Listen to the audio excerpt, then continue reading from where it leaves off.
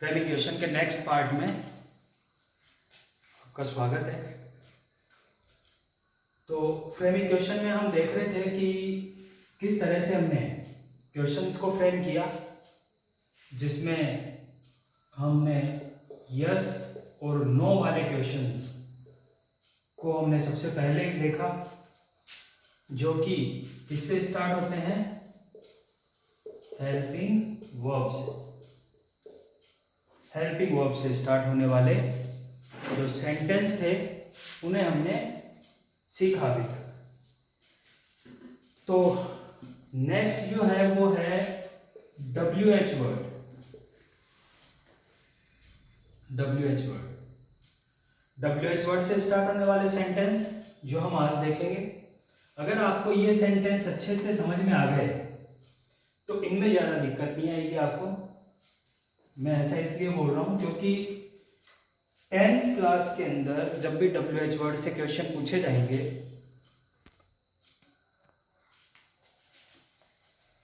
तो जो WH word से जो क्वेश्चंस बनेंगे उन्हें देखते हैं हम।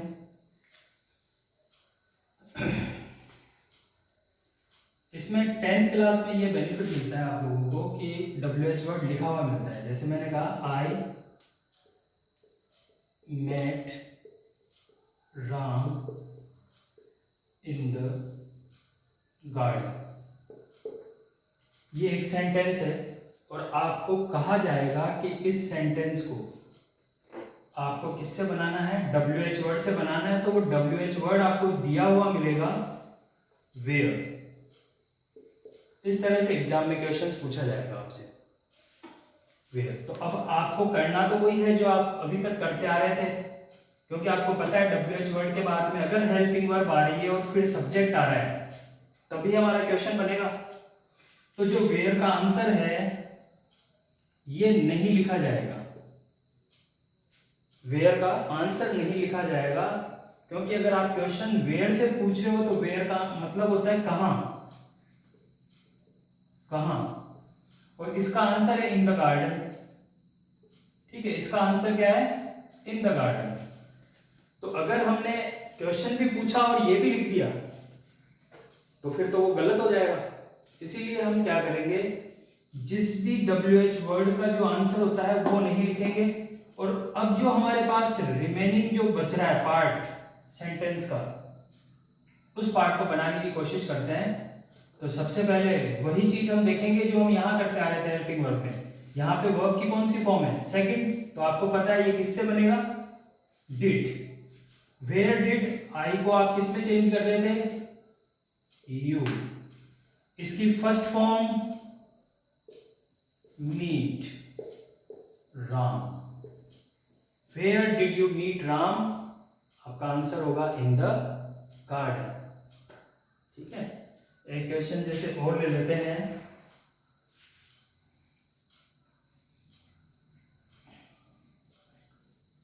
Ram is singing a song. Ram is singing a song. और आपसे पूछा जाए हु, तो आपको पता है हु किसको बताता है, सब्जेक्ट को। यानी ये इसका आंसर है। हु का मतलब क्या हो गया, कौन, और कौन का आंसर क्या हो गया, राम। तो ये नहीं लिखा जाएगा। बाकी जो सेंटेंस बच रहा है आपको पता है हु के बाद में हेल्पिंग वर्ब आती है, तो ये आ गया WH वर्ड के बाद में helping verb. Who is singing a song, who is singing a song, आपका आंसर होगा राम।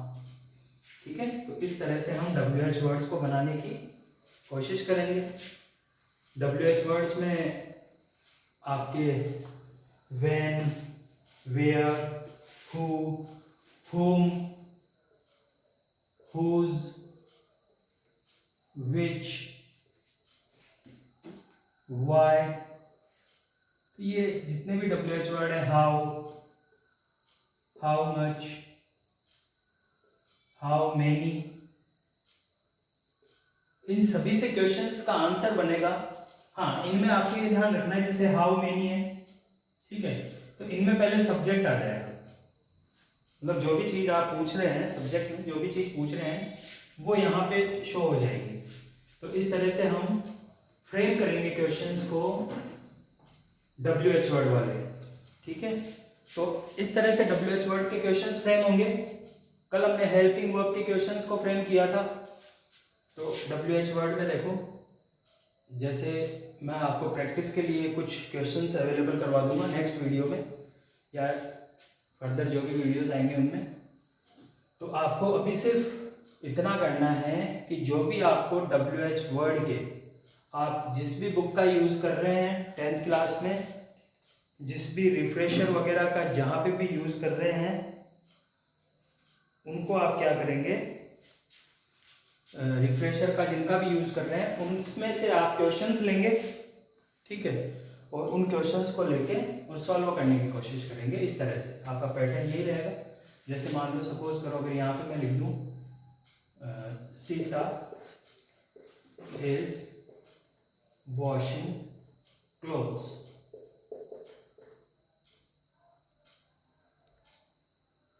ये आपके पास एक सेंटेंस है और आपको कहा जाए कि इसे व्हाट से बनाना है। व्हाट, आपको पता है व्हाट का मतलब क्या, तो इसका आंसर है क्लोथ्स, ठीक है। ये नहीं लिखा जाएगा, ये नहीं लिखा जाएगा, तो बाकी जो बच रहा है आपको पता है। व्हाट हेल्पिंग वर्ब पहले आएगी, फिर subject. What is Sita washing, what is Sita washing, आपका आंसर होगा क्लॉथ्स, ठीक है। तो इस तरह से आप फ्रेमिंग क्वेश्चंस बनाने की कोशिश करेंगे।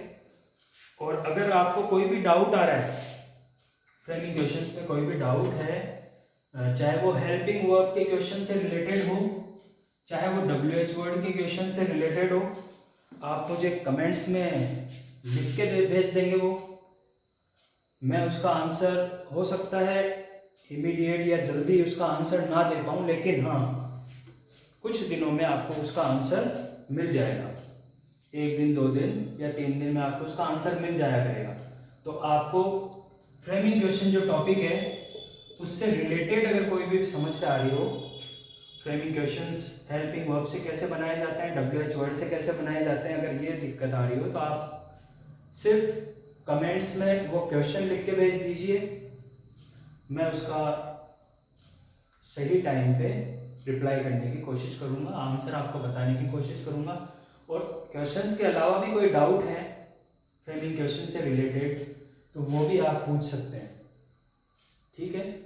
तो ये हमारे फ्रेमिंग क्वेश्चंस के 3 पार्ट में मैंने इसको समझाने की कोशिश की है। फर्स्ट पार्ट में हमने देखा था कि हेल्पिंग वर्ब, सेकंड पार्ट में कुछ थोड़े से मुश्किलात क्वेश्चंस थे जिनमें बच्चों को थोड़ी सी दिक्कत आती है, और ये थर्ड पार्ट है जिसमें WH वर्ड के जितने भी हैं उनको आप करने की कोशिश करेंगे। फिर भी कोई दिक्कत आती है तो मैं कुछ क्वेश्चंस आपके सामने अगले वीडियो में या अगले से अगले वीडियो में मैं कुछ क्वेश्चंस आपको दूंगा प्रैक्टिस के लिए, वो आप करने की कोशिश करेंगे। तो यहीं पे हम इस टॉपिक को एंड करते हैं, फ्रेमिंग क्वेश्चन को। फिर हम नए टॉपिक्स के ऊपर काम करेंगे हम।